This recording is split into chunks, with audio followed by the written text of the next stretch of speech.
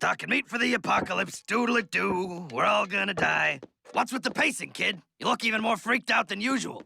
I don't know, you wouldn't understand. Ah, come on, kid. Try me. Okay, this is gonna sound weird, but I think Robbie might be brainwashing Wendy with music. I've seen this before. Really? Her name was Carla McCorkle. Carla Hot Pants McCorkle. Me and Carla, baby, would cut a rug together at the Juke Joint, our favorite 50s-themed 1970s diner. Then one day, this new age tree hugger starts playing this transcendental hippie music. Carla's hot pants turned into bell bottoms before I even knew what happened.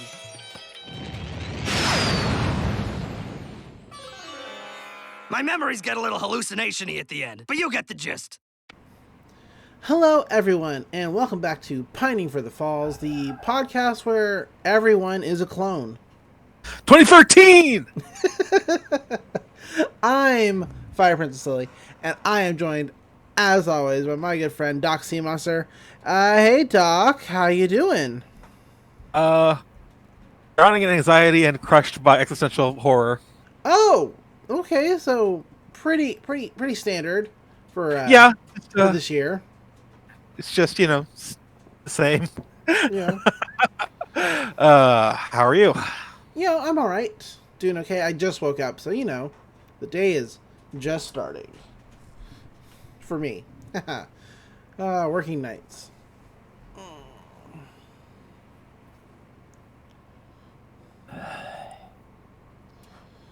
So, what have you been up to since we last recorded?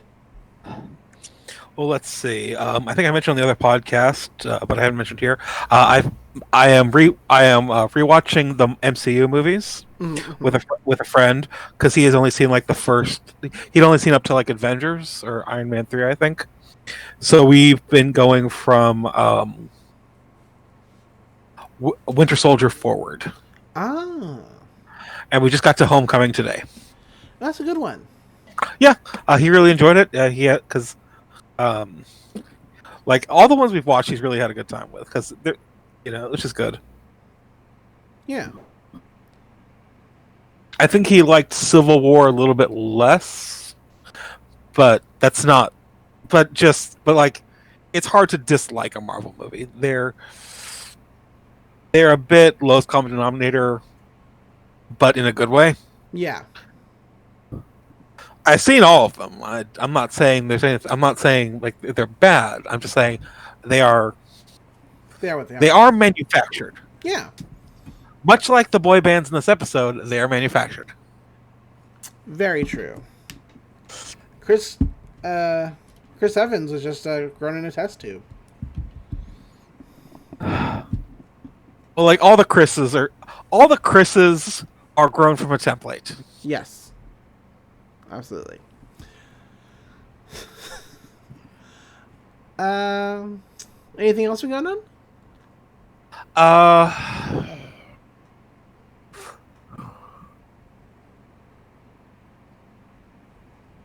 Not really. I honestly don't recall have anything I've done for the past 3 days. Okay. Huh. I think I made a casserole at my mother's house. A casserole? Casserole. A casserole. I've got this completely awesome recipe for a baked potato casserole. It's got like a solid pound of like sour cream and cheese in it, and like bacon and fried onions, and just it's awesome. It's extremely rich and very delicious, and just all kinds of good. Secret ingredient is a can of mushroom soup. That's the quote-unquote secret ingredient for a lot of things.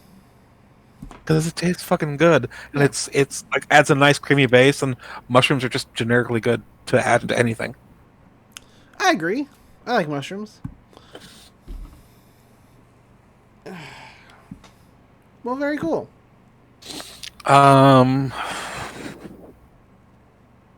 Taking a look at some of my magic decks, kind of fiddling with them, see what I can do with them.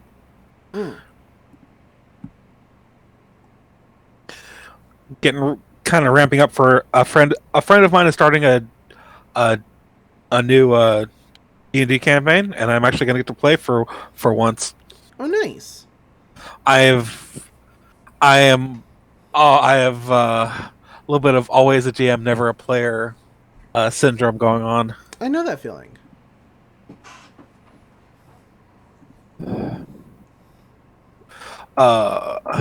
As I'm currently running 2 games and have not played in a game since February.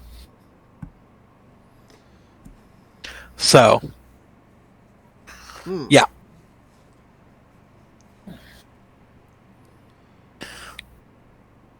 Because none of my other friends are running online games right now. A few people have just kind of spitballed about it, but no one's committed yet. Gotcha.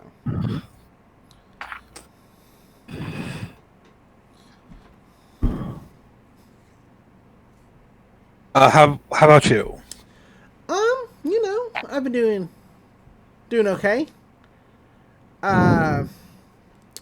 Speaking of tabletop games, we're trying to con people into playing a game that I've been trying to try out, but can't get anybody on the hook. So, just one of those dreams, I suppose. I'm just gonna have to let slide. Which one is that? Eidolon, Become Your Best Self. We're not affiliated with them, but you should totally check out their podcast. It's called Eidolon Playtest. It's if you've ever played a Persona game or watched JoJo's Bizarre Adventure, you kind of already have a leg up on how the game works. And you have watched JoJo's Bizarre Adventure. I know you have, because you keep telling me I should watch it, and I'm never going to do it. Yeah, but you might have to. Why? Because part 6 has queer representation. But it'll still remind me of somebody I don't like. I suppose. I don't know much about Jolene Cujo because I've done my best to not read ahead. Mm-hmm. But apparently she's real cool, and and I think that there was so much queer subtext early on in the manga for part 6 that a character's gender actually got changed to tone down the gay, and I am hoping that they kind of undo that for the anime adaptation because it is a different time. But that's a little pie in the sky. That's a little bit just me hoping that they don't knuckle under the way they did before. We'll see. I will report to you, but I will report back to you when I've seen some episodes with Jolene in it. All right. Let's see. What else have I been doing? Work. Lots of work. Had a couple guys this morning on Twitter send me messages asking if I would help them cheat on their wives. No. Never. It's kind of a weird topic, but How would you help them with that? Oh, because it would be me doing the thing. What? Yeah. Without, going into too much detail.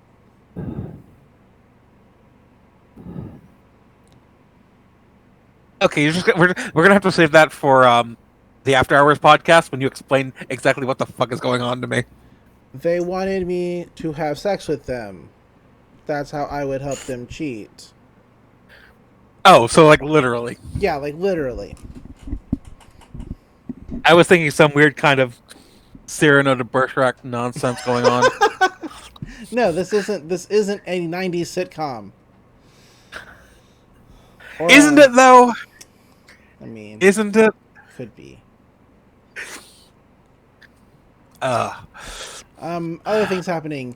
My Twitter feed for some reason is filled with infomercial products, but not quite infomercial, like internet infomercial products. And I don't know why. It's like I'm scrolling right now, and there's a thing for a garlic press from the internet, and I'm like not searching for garlic presses anywhere, so I'm not sure why I'm getting this. Well, garlic presses aren't really infomercial things. They're useful. They're quick. I mean, yeah.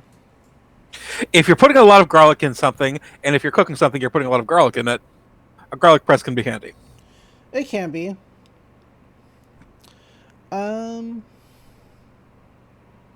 The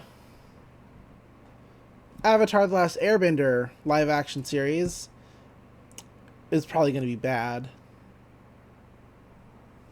Actually, that turned out to be No, I'm not even talking about that article that was like they want to sex it up, because yes, that could be all fake, and I'm hoping that is all fake. No, they tracked it back to this MRA right wing nut job. Yeah, I'm hoping that's all fake, but it still doesn't explain why, Break walked away from it, which means not everything is not okay in Ba Sing Se. Yeah. Like, it's pretty simple. How do you make a live action Avatar adaptation? You take the cartoon episodes and you just do that. That's it. And maybe you skip the Great Divide.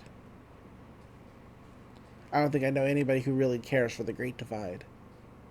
It's an okay episode. I'll watch it if it is on, but yeah. Let's see. Hey, the Great Divide isn't. It's a bad Avatar episode. Yeah. It's not that bad compared to just like an average cartoon episode, because most of those are actually pretty kind of crappy. So it's kind of crappy, but it's not like it's crappy. It's a bad Avatar episode, but it's not really like bad. I mean, it's not. Like I said, it's okay. It's certainly not good in any respect. It's okay. Just like Aang just lies, which seems out of character for him. Yeah. And also just kind of boring. It is. The monster design is cool, and the fights with the monsters are good. Absolutely. And I like the idea of two warring clans who have like a shared origin and like reunite by the end of the story. I like that idea. I just don't like what they did with it. Right. Let's see. I'm trying to think of what else. I think I've already talked about Rise of the Teenage Mutant Ninja Turtles on this podcast. Talk about it a lot. Got in a fight about it this morning. Oh, did I? Good. Well, because I was showing clips of it in a chat room that I frequent, and somebody said, "Why are our animators so lazy today?" And I kind of lost it. I was tired, but animators work really, really hard, and Rise of the Teenage Mutant Ninja Turtles is like a love letter to not only the Teenage Mutant Ninja Turtles, but to like Gurren Lagann and Studio Trigger and anime in general. With just like the amount of detail and the way the animation flows and the action scenes, and like it is just disingenuous to say that animators today are lazy because you don't like the art style that they're using. Did not like it. Got real mad. But that is what that is. I really don't think I have anything else to talk about other than wrestling, but I've already talked about it, and I was, already angry. Update for this podcast for people who don't listen to the other podcasts. Jim Cornette has blocked me on Twitter, and that is a win in my book. Because, fuck him. It's probably the time I asked him. Probably because of the time I asked him, "Don't you have wrestlers to con into fucking your wife?" When he was trying to start beef with some wrestler that he didn't like. So, I mean, because he used to make wrestlers have sex with his wife in order to get contracts at the promotion he was working at. So, it's not an unfounded claim. You want to talk about Gravity Falls? I'd love to. All right. This 2013. 2013. This episode is episode 17 of season 1, Boyz Crazy. Boyz is spelled with a Z. And overall, pretty entertaining episode. The B plot of this episode I thought had its own episode later on, but that is incorrect. Yeah, I have a little bit of a Mandela effect with this episode, but we will get into that later. Yep. So, we open on a CT monitor.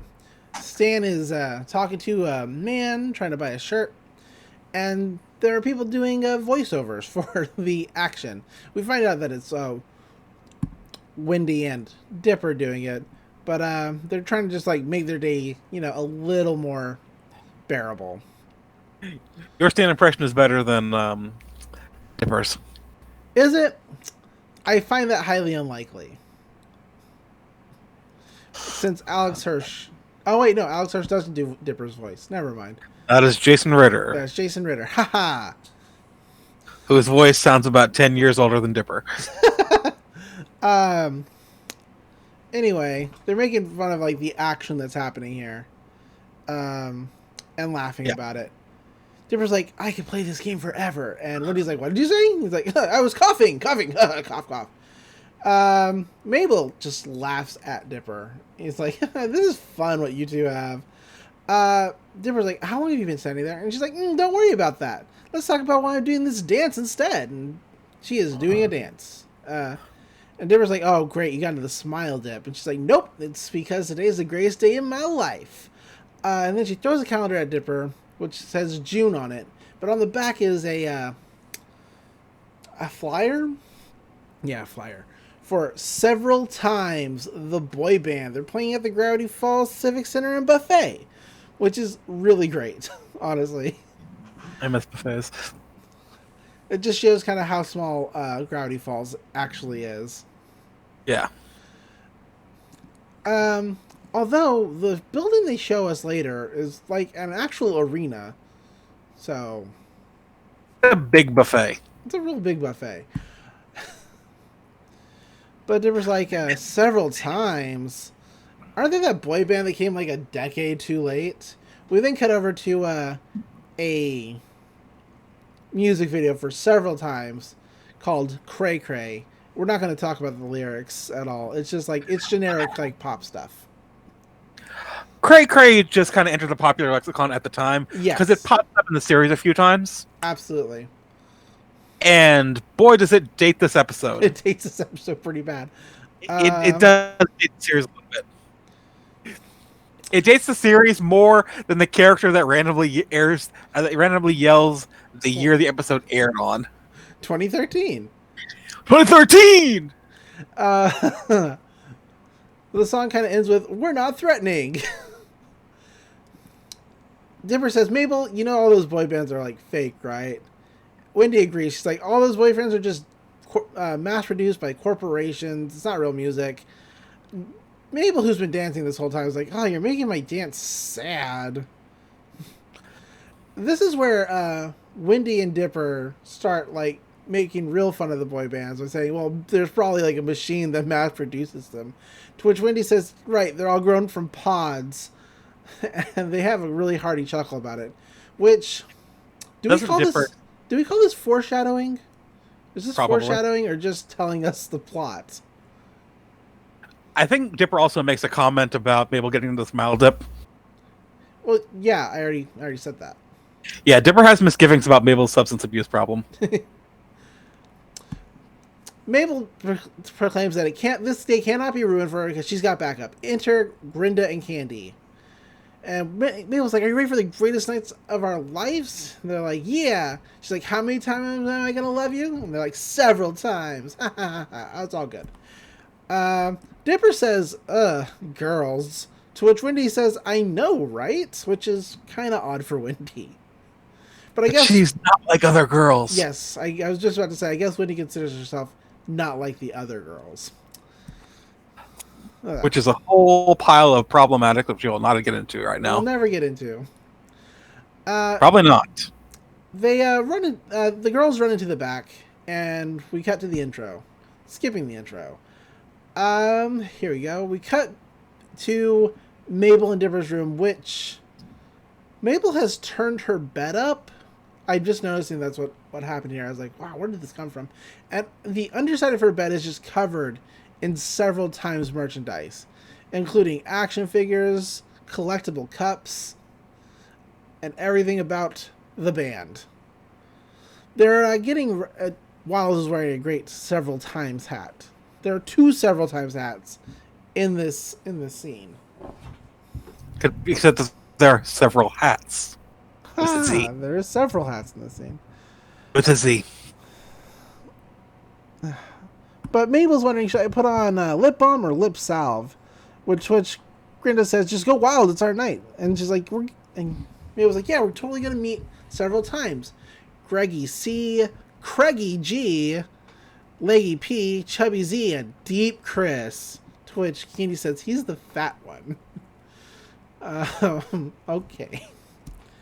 I think she says he's the best one. No, she says he's the fat one. Oh. Yeah. Wait, so Chubby C isn't the fat one? Chubby C is not the fat one. It's Deep Chris. What? I know. Mabel proclaims that they're going to get those boys to fall in love with her. And Gerda's like, yeah, what's not to love? As she dips her whole hand into a peanut butter jar and starts eating it.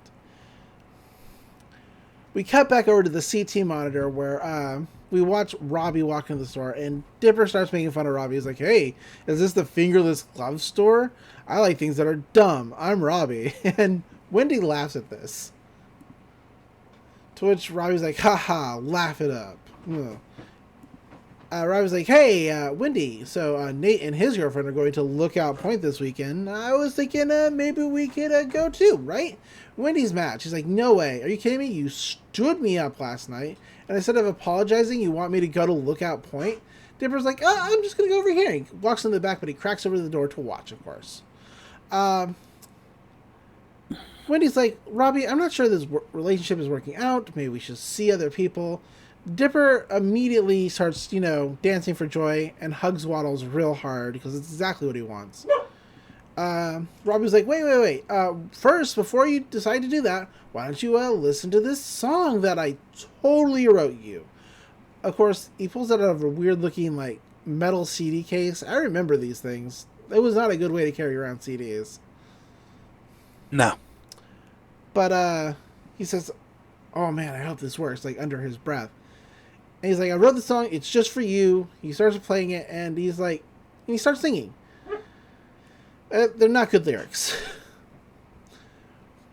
But for whatever reason, Wendy is like, oh, maybe I was too hasty about my decision to break up with you. Yeah, I would totally like to go out with you still. That'd be really great. She's like, I'll give you another chance. Let me just go grab my stuff. Dipper is like, what the is going on? She was, what? So he walks over to Robbie and he's like, all right, I saw that weird CD. What the heck are you up to? And Robbie's like, it's called romance. It's something you'll never understand. Haha. Wendy walks out and she's like, all right, let's go. I can't believe you wrote that song for me. And Robbie's like, yeah, I'm just so insanely talented. Robbie, of course, left the CD behind, and Dipper starts examining it real closely, checking it to the light, sniffing it, licking it. This is when Mable walks in. She's like, what are you doing? And Dipper's like, hey, you won't believe what just happened. I think Robbie might be hypnotizing Wendy with his music. And Mabel's like, no, Dipper, girls just like musicians.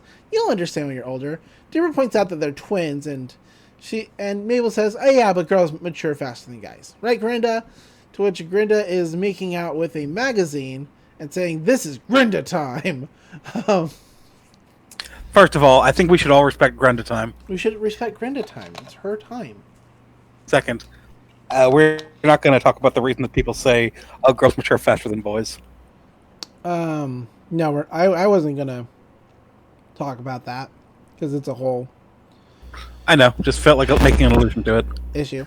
Yeah. So we cut over to the Gravity Falls Civic Center and buffet, which, like I said, it's a big auditorium-like place. This is a giant-ass buffet.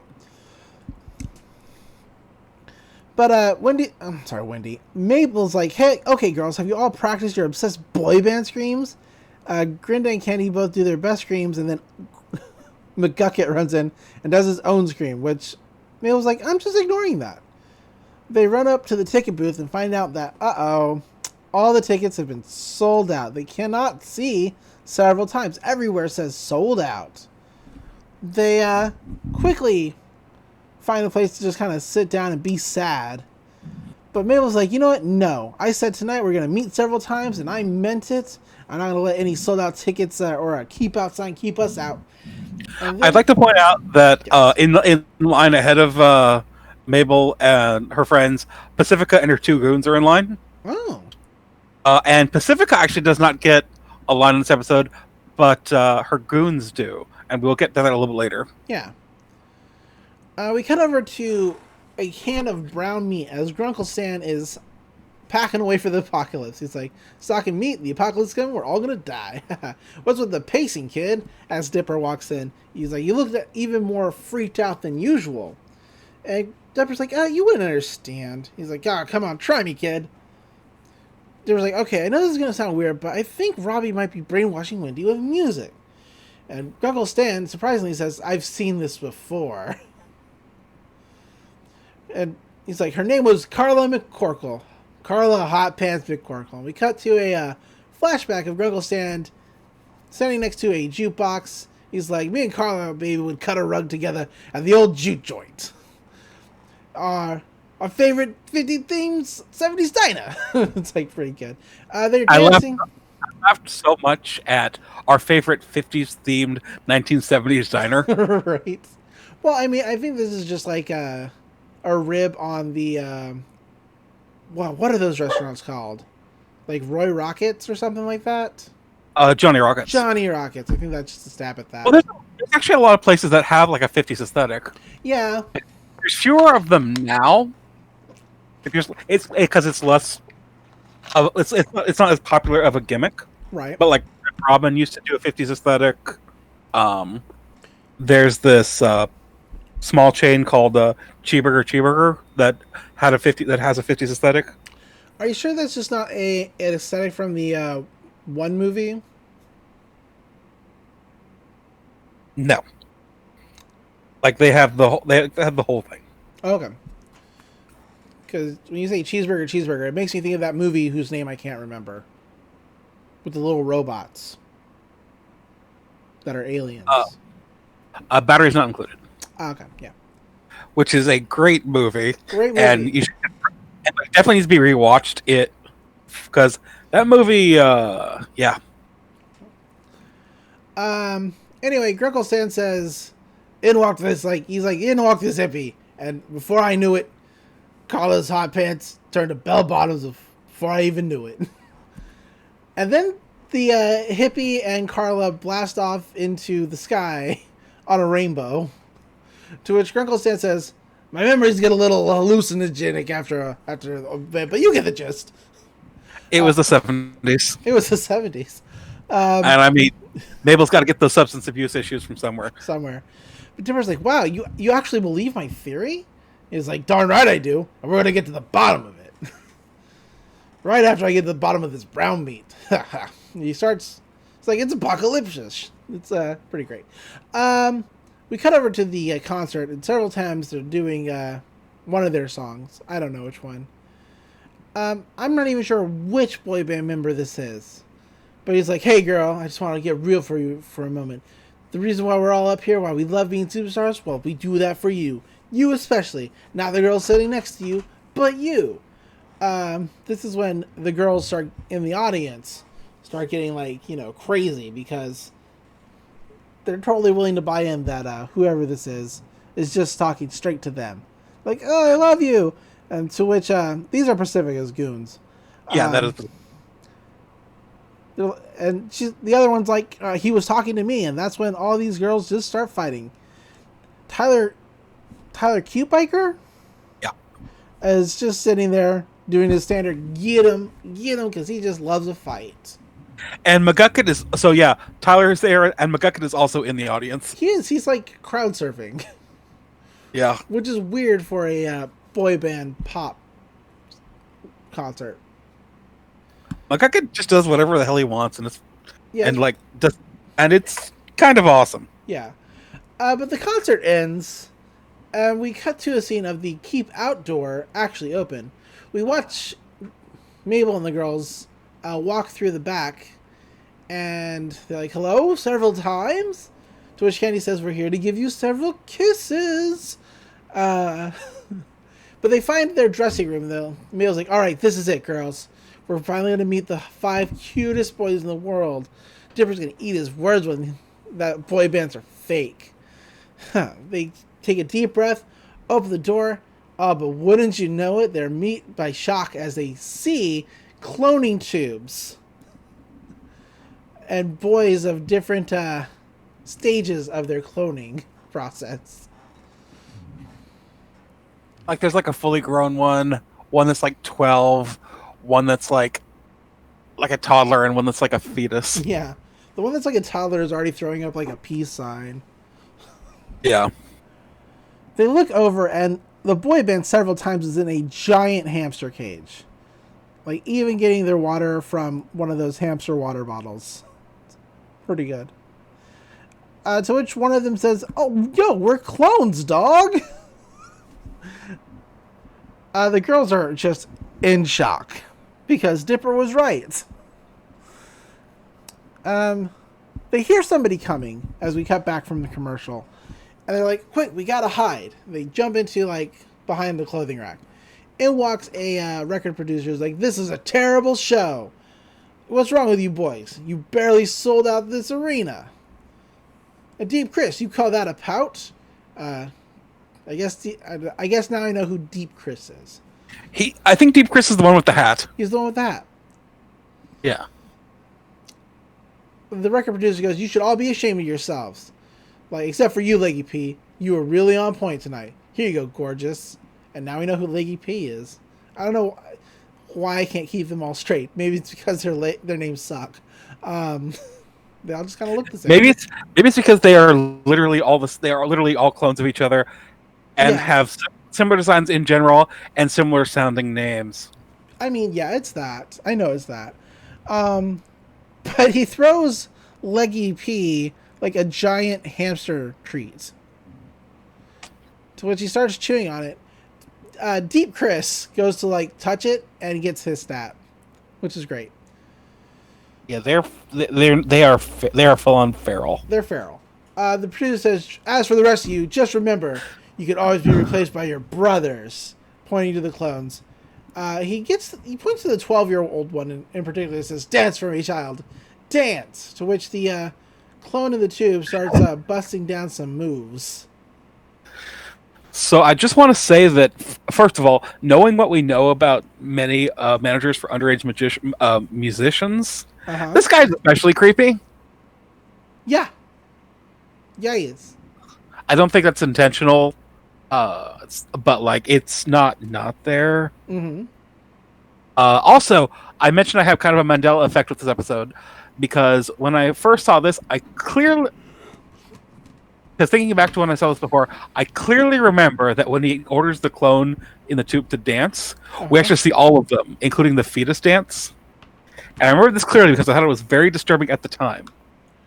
Huh. Maybe. And I double checked. It wasn't like edited out of the episode for Disney Plus or anything. That was apparently never in the episode. And I just imagined that whole cloth. I mean, I can see where that could come up in your brain. Like, I could see it like just happening, and it'd be really disturbing. And I thought that was the most disturbing scene from the entire show for me.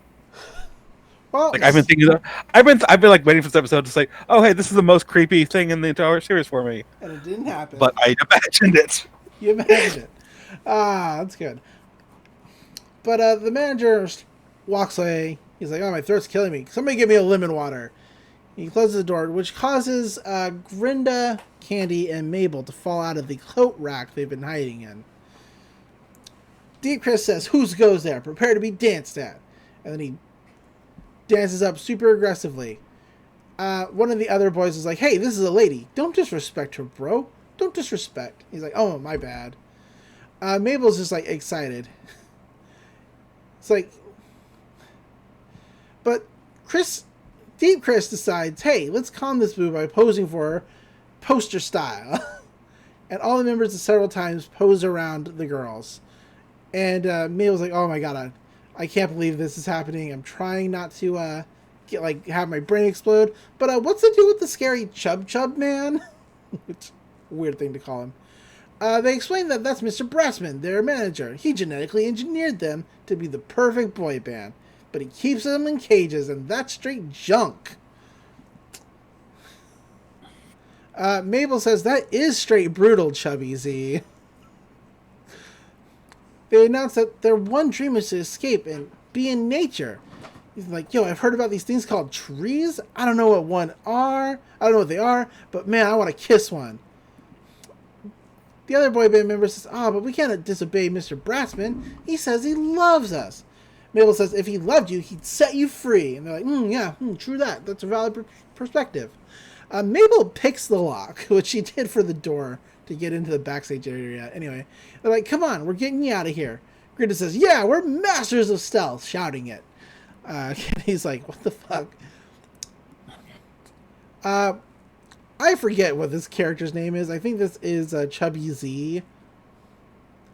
I think Chubby Z is wearing the puffy coat. No, that's Deep Chris. No, Deep Chris has the hat. And the puffy coat. Now, one of them has like a parka, right?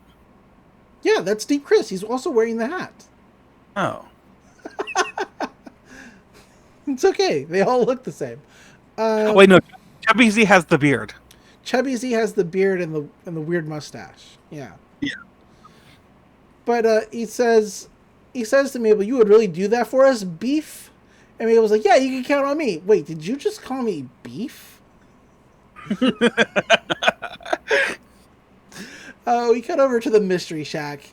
Gurl says, like, you see, Dipper, music has subliminal mind control messages. If you listen closely, even the music I play at the gift shop has subtle and hidden messages. We cut to the gift shop, and the speaker just screams, buy more keychains! Over and over again. It's really good, honestly. But it's like, if you want to hear the mind control message, you gotta slow down the record. And he grabs the CD, and he throws it onto the record player, and it starts sparking. And he's like, and Grover's like, oh, right. Gurl stands like, we're doing something wrong here, but I can't put my finger on it. It's really good. Mable and the girls are carrying in a large duffel bag, a human-sized duffel bag.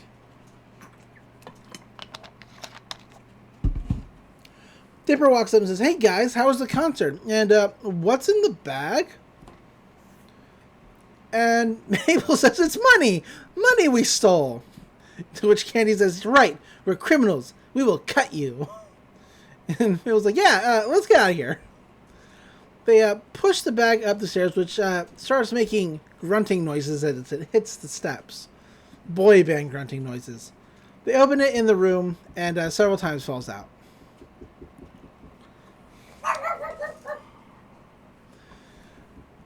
One of the members says, your tour bus is really strange, Mable girl. Where are the feeding tubes at? And Deep Chris calls Waddles a girl. He's like, what's up, girl? As he pets Waddles. One of the boy band's members says, so when do we get to, like, go outside? To which Tubby C says, I want to cavort, like a woodland creature. But then they hear tires squealing outside. Mable goes to check the window. She's like, it's your producer. They start panicking and trying to hide anywhere they can. We cut to the outside, And out steps the producer, who's like, I can't believe those boys escaped from their cages. Ugh. He points to Zeus and says, hey, you! I found this trail of frosted tips that leads to this very location. Have you seen any perfect boys around here? To which Zeus replies, and I believe it's like, he doesn't get a lot of lines in this episode. He gets like 2, and this is one of them. But he says, oh, only when I look in the mirror, which is really great. I like that Zeus likes himself. Yeah. But the manager says, I'll find those boys if I have to. I'll turn this whole town upside down. He then has to like leave as the goat chews off his license plate, which is a plot point later. Mable says, hey guys, you can't go out because that Eggman is still looking for you. The band member's like, oh no, we'll never be free. And I was like, oh come on, he's got to like, give up eventually.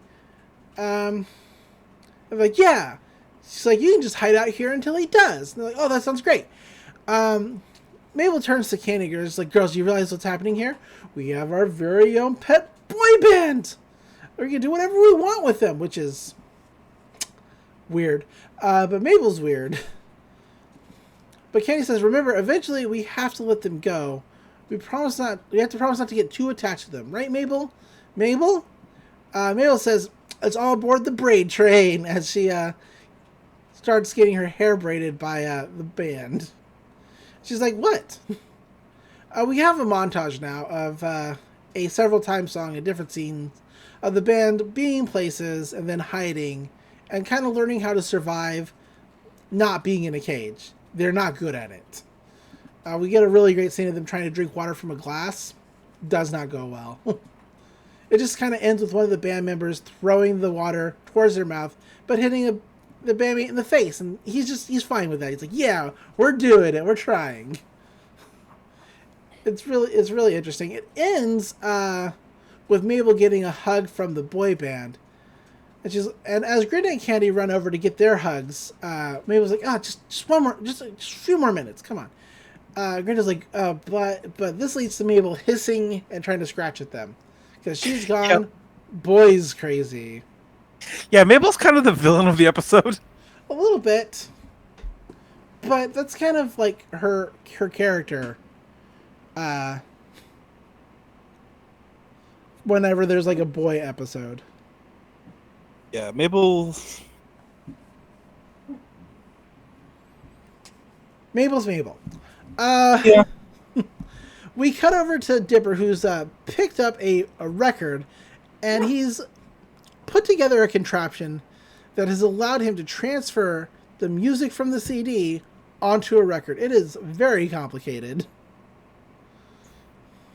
We don't get to see the process. We just get to see the finished product. He's like, all right. Took all day, but I finally converted it to a record. Now we can slow it down to see if there's any mind control message is in this record. Grogglestan takes a deep sip of his pit cola. He's like, spit take, here I come. That was not the right voice. Whoops. Anyway, they play it, and it's Robbie's voice singing the song. They slow it down, and it's just a slowed down version of the song. Girl says, that's not very spit take worthy. Dipper starts messing with the speed, and they cannot get a message to play. Dipper's like, oh man, this is stupid. Of course there's no hidden messages. Wendy just likes him because she likes him. Mabel was right. This is when Wendy walks in and says, hey Dip, I forgot my keys. Robbie's like, what are you doing? And he's like, nothing. He says, what is that, like an equation to get girls to like you? But Wendy's like, all right, let's go. I'm ready to go to Lookout Point. And Mabel's like, Robbie's like, yeah, I am too. Catch you on the rewind. And Dipper's like, but Grogglestan yells first at Robbie, but Dipper's like, wait a minute. That's it. Rewind, playing it in reverse. And he plays it backwards, and there is a message. It's like, you are under my control. Your mind is mine. To which Grogglestan spits all his pit cola into Dipper's face. He's like, holy mackerel! Now there's your spit take. Dipper's like, yeah, I knew it. It's mind control. He's covered in pit cola.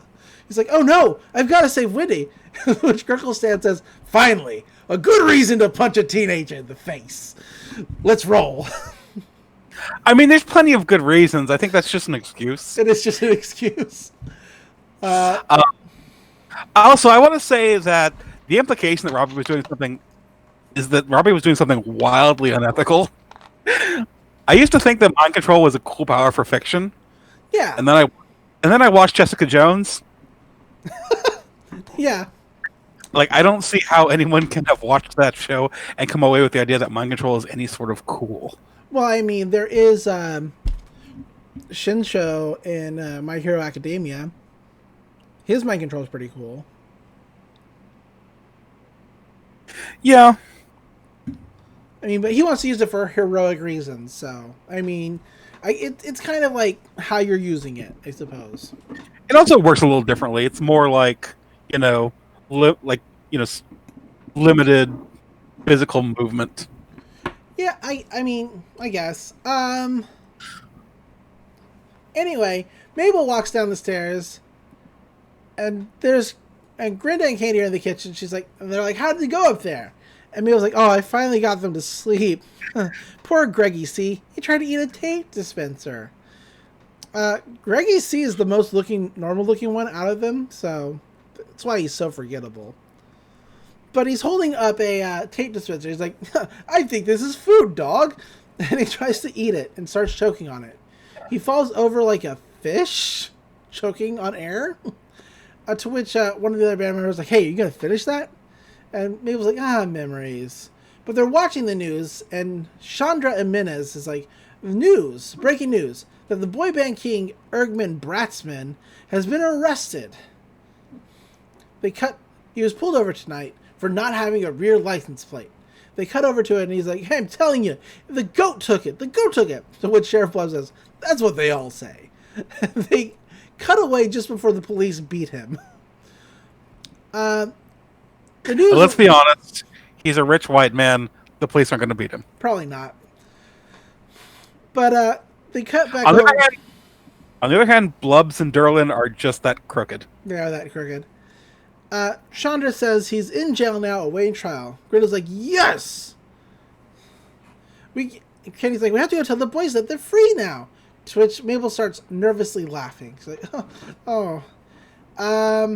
Mabel's like, "They're not going anywhere," because we cut to them like running up the stairs, but Mabel gets ahead of them, gets in front of the door, and she's proclaimed that they're not going anywhere. They belong to me.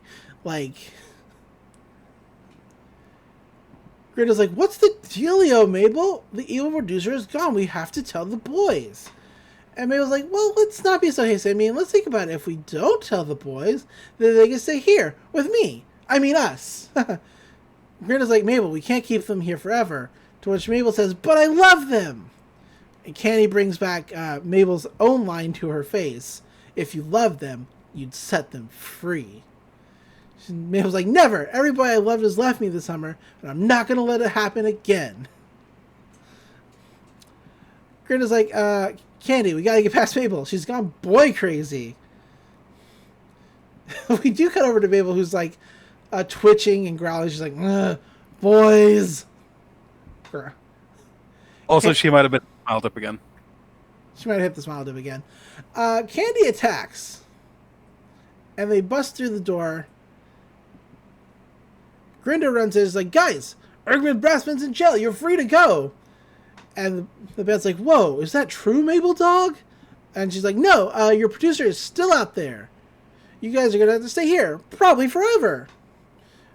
Grinda says, you can't listen to her. She's lying to you." But they said, "Mabel's our girl. She puts pizza in our food trough. She changes our newspaper. She's all right."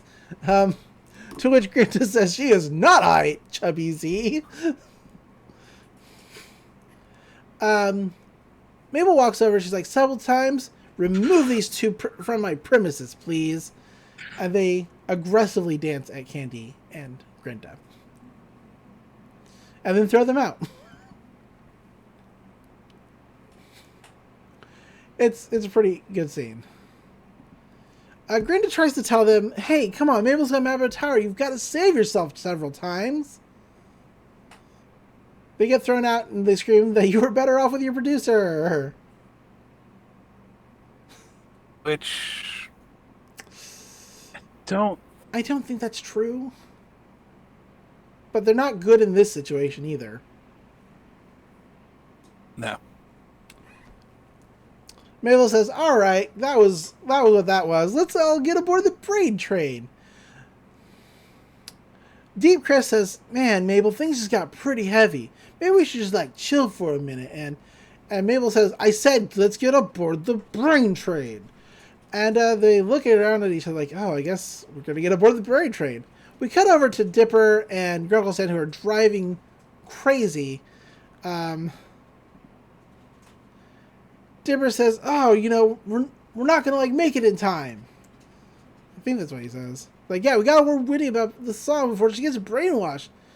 That's it. Gurgle says, "Road safety laws prepared to be ignored," and he just drives off onto a road that says "no vehicles." A tree falls behind them, and we cut to the top of Lookout Point, and there's just Robbie's van there. He's like, "Huh, weird. Nate didn't show up. I guess we're just you and me. I totally wasn't planning this at all." But Grunkle and Dipper just ramp up the hill, which is actually kind of cool, and they fall out of the car. But Dipper's like, "Wendy, stop! Robbie's been lying to you." She runs up. She rolls down the window, and Wendy's like, "Dipper?" To which Robbie says, "Mr. Pines?"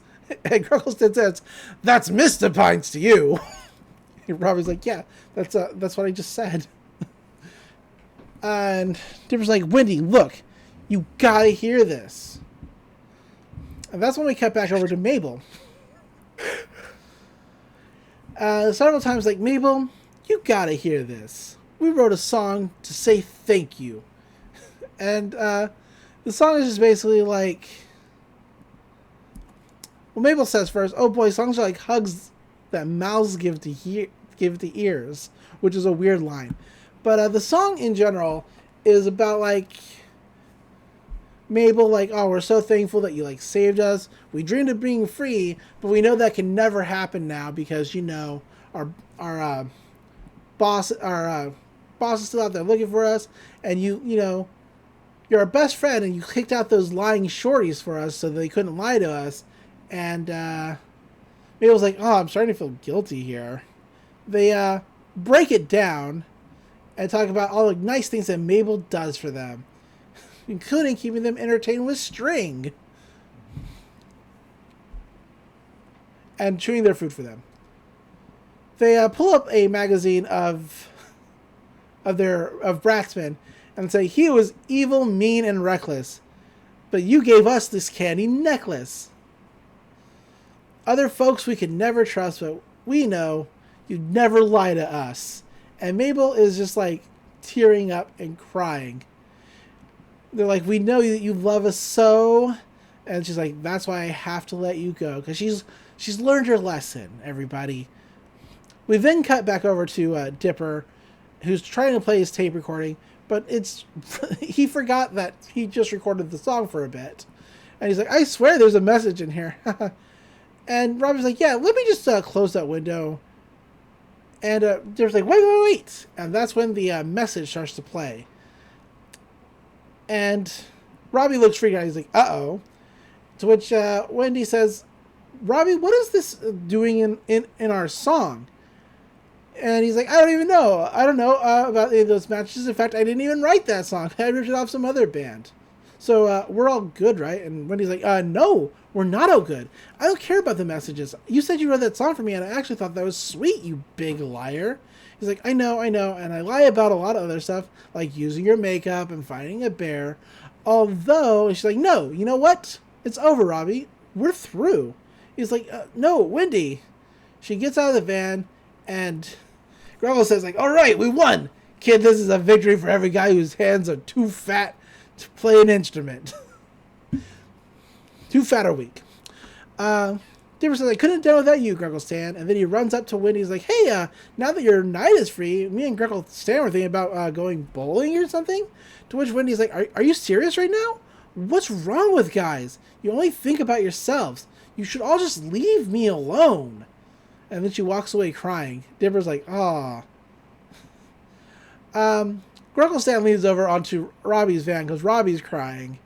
And he's like, if it makes you feel any better, the apocalypse is coming soon, so bury your gold. You've been buying gold, right? Dipper's like, oh man, I shouldn't have done that. He looks real sad. We cut on to over to the Mystery Shack late in the evening or early in the morning. One of the two. I think it's early in the morning because it was just night. Yeah, so it's got to be early in the morning. But Wendy and Ken are walking up the Mystery Shack and they're like, we got to free the boys. Kenny's like, I'm preparing to defend myself. To which Mable opens the door. She's like, hi guys. I'm sorry I went bonkers. The catchy song made me realize that you were right. Can you ever forgive me? And they forgive her real fast. Kenny's like, friendship repaired. Several times walks outside like, what's going on? You said you had something to show us? What's the deal? So she's like, yeah, this. And she points to nature. Chubby Z says, yo, who is this big round bright fool? He's hurting my eye. They're like, that's the sun, Chubby Z. He's like, that fool's making my eyes burn straight painful. I'm going to stare that fool down. And he starts staring hard at the sun. But he can't stare it down. Nobody can. Nobody can stare at the sun. Deep Chris says, what's all this green mess? And Mabel says, that's nature. Bratsmen won't bother you anymore. So you can go do anything you want. Go anywhere you want. You're free. And they're like, free? She's like, yes, free. You're free. That means you can skedaddle. Now go. Get out of here. She starts hitting them with a branch. And they walk away. She's like, get out of here before I change my mind. And as they walk away, one of them actually starts scurrying around on all fours. It's pretty good. They sing and back away into the forest saying goodbye. Candy says, they won't last a week. Which isn't true. As we'll find out later. Yes.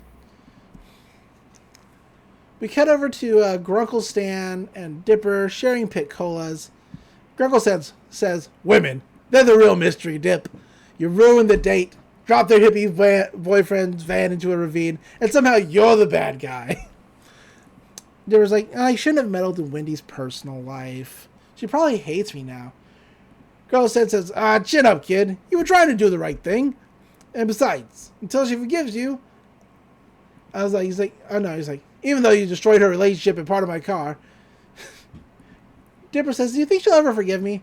And Gurl says, like, yeah, I bet she will. But until then, you can always go bowling with me. It's like, oh, thanks, Grunkle Stan. He's like, don't mention it, kid. They hear and Mable and Dipper both learned a lesson in respecting other people. Yes.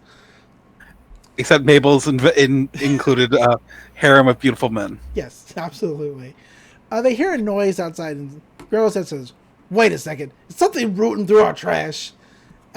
It's one of the boy band members. Grumblestan traces him away with a broom. He's like, darn beautiful men. Oh, he's eating out of my trash. Wait, what? And that's how the episode ends. The end credit scene is the boy band trying to serenade a deer. And it's pretty funny. It ends with one of them making out with a tree. I believe it's the one who wanted to kiss the tree in the first place. Yeah. He seems to be having a good time, so good for him. Good for him. Interestingly enough, an actual boy band member from a boy band was in this episode as a voice for one of the boy band members. Oh, but I had a joke. Oh, go for it. Well, when we were going to do trivia, and then I said, well, the manager is voiced by Ken Campbell, who has a few minor roles. All five of several times are voiced by Lance Bass. I'm not sure who he is. I couldn't find much information. Oh, actually, several times is voiced by not only Lance Bass, but Matt Chapman and Alex Hirsch as well. In their later appearances. Oh, their later appearances. Okay, never mind. Much like Sugalite on Steven Universe, they couldn't get Lance Bass back. Oh, they could not get back the same performer. That's sad. Yes. But yes, Lance Bass of the famed band NSYNC, also known as the gay one. He did come out as gay, right? Yes, Lance Bass came out as gay about I want to say like 2005 ish. ish, early 2000s. Early 2000s. There was always a rumor that he was gay, but he eventually just came out. So. Yeah.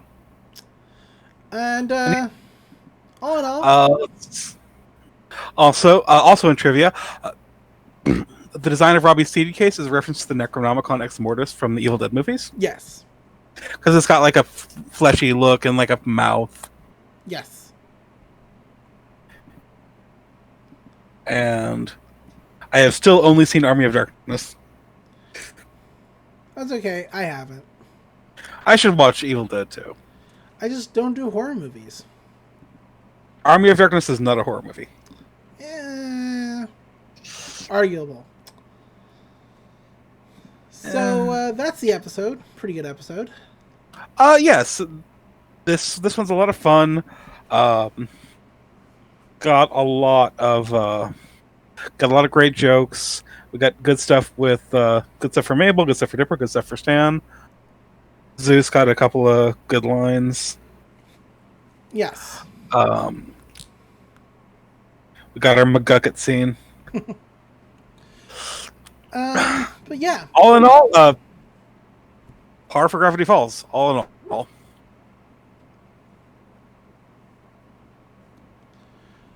A little continuity, series continuity. The cryptogram from The Hand That Rocks the Mable reads, "Carlo, why won't you call me?" Yes. We found out who Carlo was. The cryptogram for this message reads, "Happy now, Ariel?" And this is a reference to Hirsch's sister, Ariel Hirsch. Ariel later made a post on Tumblr saying that she was. I guess she really wanted a boy band episode. Well, I was actually reading up on this. Apparently, like she just said, like, not seriously to him one day that it'd be really cool to like have Lance Bass on the show, and then he did. Then he did. That's really good. And apparently, she got to meet him and all kinds of stuff. It was great for everyone involved. Oh yeah, there's a picture of them with Lance Bass on the wiki. Yes.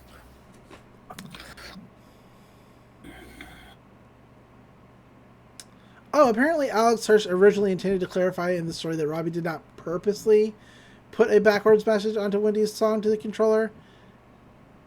As he said, as later he says, he plagiarized the song, but it didn't come out that way. That sounds like backpedaling. Yep.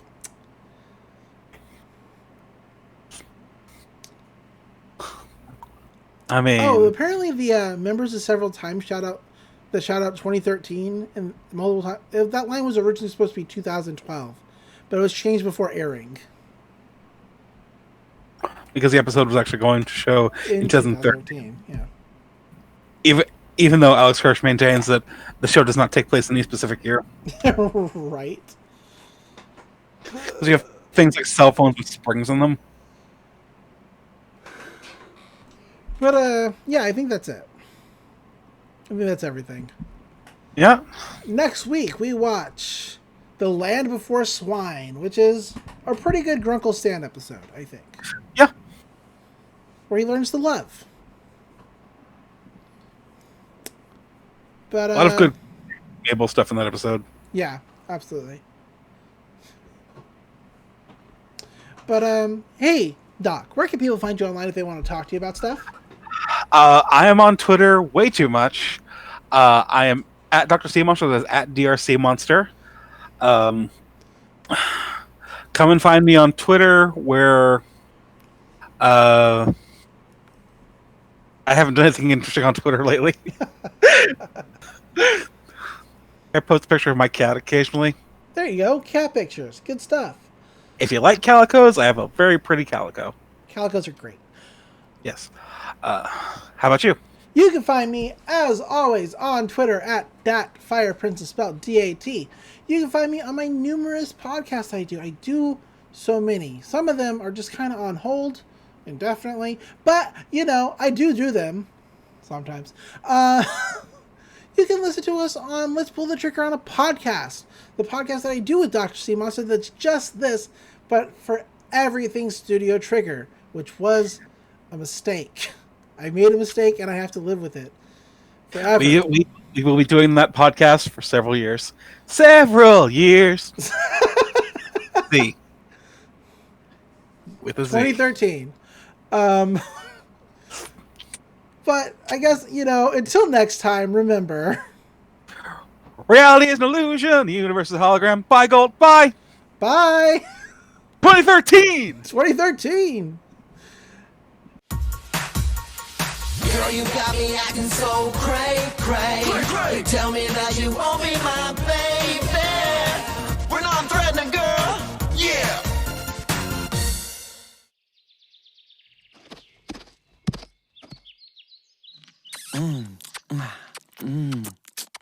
Dang, girl.